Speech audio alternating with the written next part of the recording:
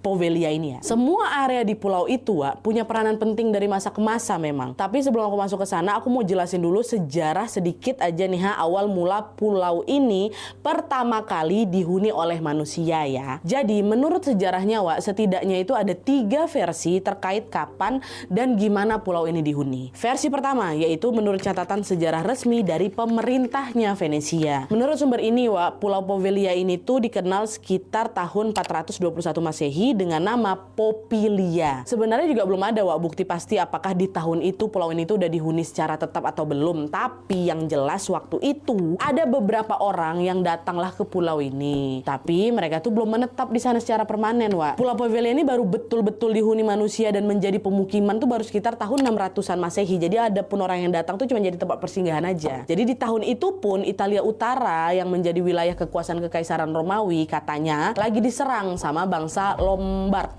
dari Eropa Utara. Nah, kedua bangsa ini katanya memang sering berkonflik kali dari dulu gara-gara rebutan wilayah Italia itu. Nah, penyerangan itu membuat situasi di Italia Utara jadi kacau balau, Wak. Saking kacaunya di sana, katanya nggak jarang senjata perang itu sering salah sasaran ke penduduk-penduduk sipil dan menghancurkanlah rumah-rumah warga yang ada di Italia Utara itu. Nah, kondisi inilah yang membuat penduduk di wilayah Italia Utara, khususnya warga di kota Padua dan kota Este, terpaksalah meninggalkan rumah mereka dan mengungsi kemana? Ngungsi ke pulau-pulau kecil di sekitar Venesia.